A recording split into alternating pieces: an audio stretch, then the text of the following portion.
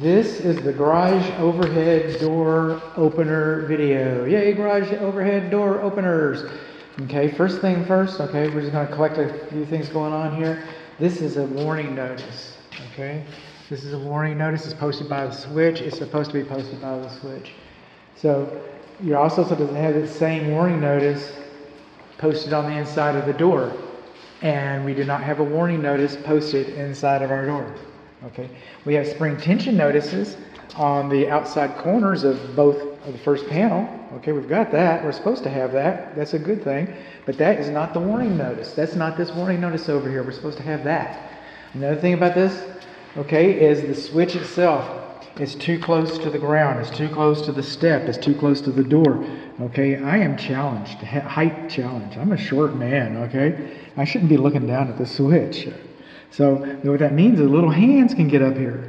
Little hands can get up here. And I got another thing that I just kind of like bring to your attention is, okay, with LiftMasters, what supersedes code? Manufacturer's installation instructions. Okay, so they've got an app here where you can open and close the door from the Department of Motor Vehicles, from the post office, from the grocery store. You can close it from anywhere.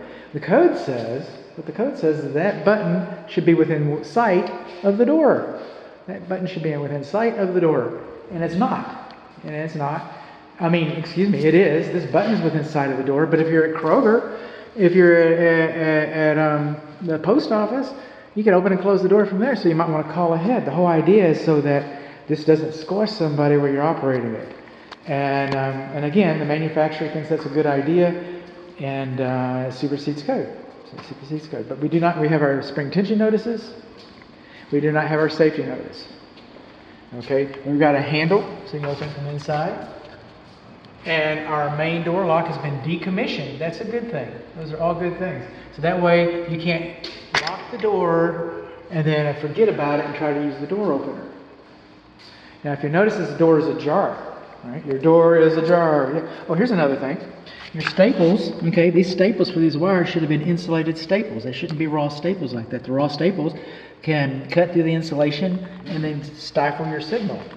Your optic sensors are closer to the ground than 6 inches. That is a good thing. And so I have used a safety emergency release, okay, and closed the door partially to see if the spring would hold the door, and it does. So that is a good thing. So we're going to go over here with our magic skills. There's a button that's too low. I'm going to say, what are we going to say? What is it going to do for us?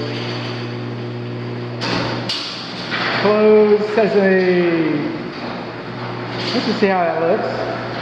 That's fine. And give us a chance to look at the spring. Okay, so this is our spring. This is our counter spring. Okay, all in one piece, all nice. Okay, these are cables. Okay, nice wrap. Okay.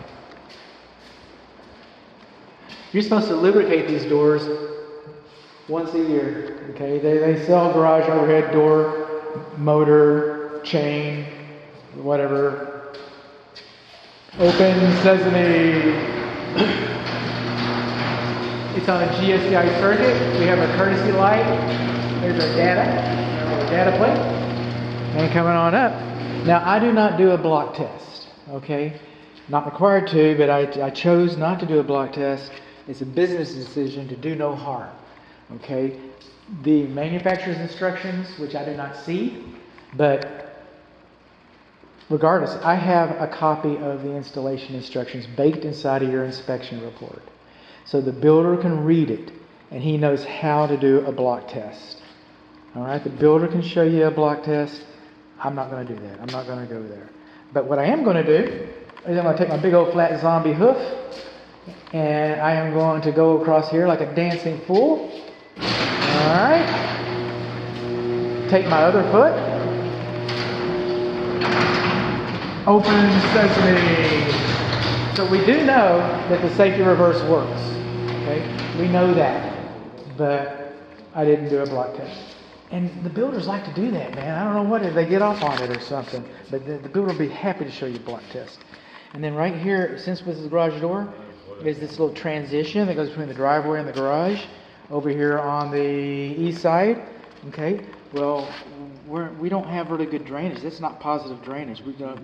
This is level right here. This is supposed to take water away from the structure. It's not supposed to sit there like that.